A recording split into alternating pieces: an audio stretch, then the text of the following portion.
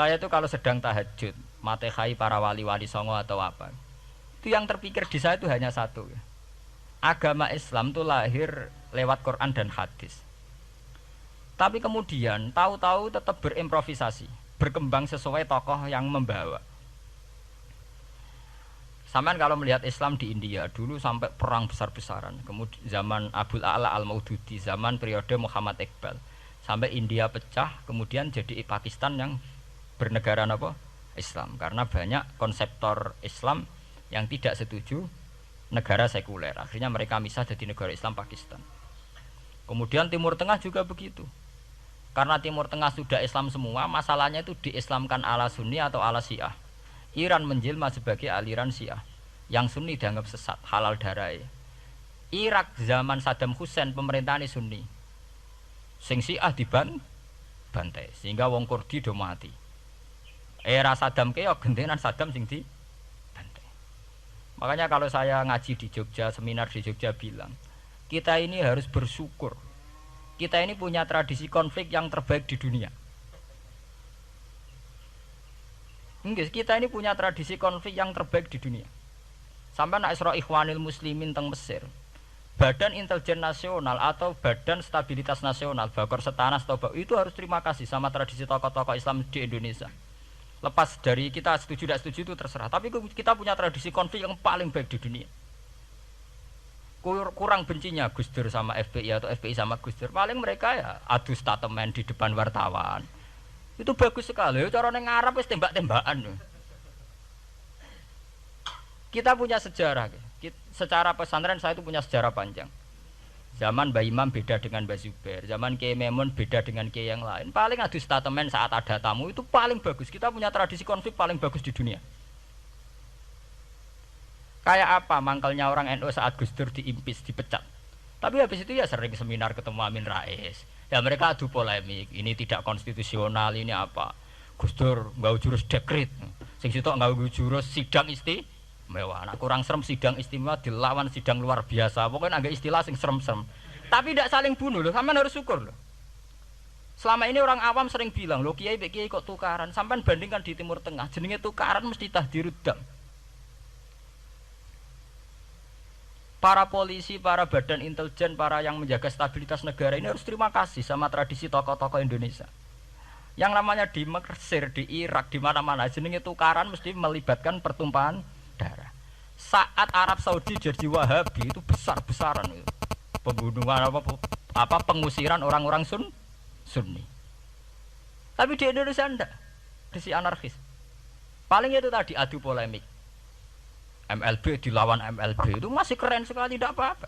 Itu lebih baik ketimbang adu jotos atau adu hizib lah. Itu masih bagus. Nenda ini sampean biar paham, biar syukur jadi bangsa Indonesia. Kita punya tradisi konflik yang baik. Sama nak setelah peristiwa teng Irak, ya, teng Sudan, teng Khartoum, teng Darfur, itu kan orang Islam semua. Gara-gara beda mazhab saling bunuh. Di Mesir ya gitu Ikhwanul Muslimin dengan pemerintah dan sebagainya. Hatta saya sebesar Sayyid Qutb sing tokoh populer mohon gak budute mboten jelas. Di Indonesia bagus sekali.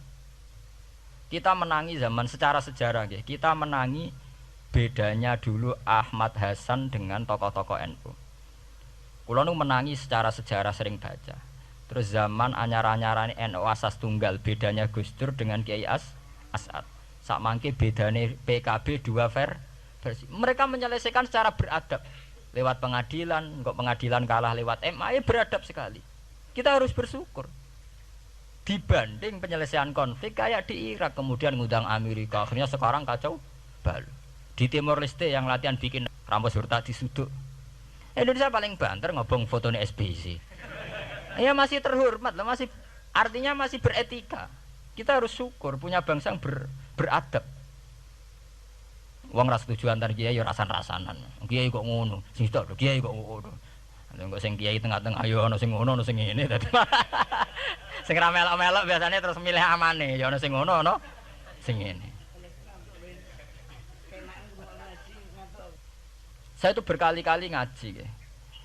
Sampean kalau sering baca Quran dan menghayati, artinya ora maca Quran pelang-pelang ora karepe menghayati. Saya itu sekarang sesadar-sadarnya, saya masih belajar. Ini jamaah sini harus tahu. Saya hingga detik ini masih belajar. Entah itu lewat belajar baca Jalalain atau belajar merenung maupun belajar lewat yang lain. Quran itu dulu ya sering nyebut begitu itu saya tidak paham. Sekarang itu saya paham, tambah paham. Misalnya di juz 4 ada istilah ikhwanan. Orang mukmin disuruh ingat peristiwa-peristiwa yang dulu saling kuntum a'daan fa'allafa baina qulubikum fa'asbahtum bi ni'matihi napa ikhwanan. Dulu kamu bermusuh-musuhan yaitu antara kelompok Aus dan Khazraj. Gara-gara barokatul Islam sekarang kamu menjadi ikhwana. Menjadi bersaudara. Sampean kalau melihat TV merunut konflik di Irak, sering ada bom bunuh diri, itu kan ada asal usulnya. Memang sekarang orang menimpakan kesalahan itu pada pasukan multinasional yang dipimpin Amerika dan Inggris. Tapi sebetulnya ada usul-usulnya. Sampai Amerika bisa masuk karena orang Irak tidak ikhwanan. Tidak apa? Yaitu ada Syiah, ada Sunni, mereka saling menikam, saling bunuh. Sehingga karena ada ikhwanan ini pihak ketiga masuk, yaitu tentara multinasional. Makanya saat di Jogja ditanya, cara jenengan sebuti menyangkut Ahmadiyah, menyangkut konflik di Jakarta, saya bilang, sekarang setiap orang bikin from apa forum, yaitu baik, kalau niatnya baik-baik. Tapi andaikan saya ditanya Tuhan nanti, hak kowe iku kelompok apa? Pokoknya angger NU atau Muhammadiyah ajak mayoritas, aku milih salah sitok itu. Bukan karena saya oportunis milih yang besar, itu lebih baik, lebih maslahat. Karena kalau setiap orang merasa benar bikin kelompok sendiri akan menjadi kelompok banyak. Dan saat menjadi kelompok banyak, tentu konfliknya lebih tidak terpola. Tidak apa? Terpola. Umpama Hasim tukaran mbek Din Samsudin itu terpola. Tapi nek angger wong ngrasa ketua dhewe tidak terpola. Bagaimanapun ikhwanan itu harus disyukuri. Nggih, dalam kondisi berteman. Sebab itu Nabi sering ngendikan ilzamu jamaahirul muslimin wa man sadza fin. Mbok kamu itu ikut kelompok mayoritas saja. Jamaahirul muslimin cara bahasa netralnya mbok ya kamu itu ikut kelompok mayoritas saja. Karena kalau orang merasa benar kemudian bikin kelompok sendiri itu tidak ada selesainya. Lah akulah cara nuruti GR sebagai kelompok dhewe. Wong aku ya di umat, di pengaruh sing YouTube wis akeh. Tapi kalau semua orang merasa begitu kan repot nanti. Mursid di kelompok dhewe, tukang toreko di kelompok dhewe, tukang ngaji di kelompok dhewe. Model kitab pirang-pirang sesuk ana jamaah Jalalain, jamaah Muin, jamaah Fathul Wahhab. Nek sing iso ngaji jamaah tahlil, jamaah istighosah. Ora ana bar itu. Saya tuh kalau ditanya di Jogja, meskipun saya kritis, artinya kritis itu mungkin terhadap satu fenomena kita tidak setuju atau Muhammadiyah dalam banyak hal atau satu dua hal. Itu tidak menjadi alasan kita untuk tidak mengikuti mainstream. Karena kalau mainstream ini dilanggar, itu kita tidak akan ikhwanan. Dan akibat negatif dari tidak ikhwanan adalah kayak kasus Irak.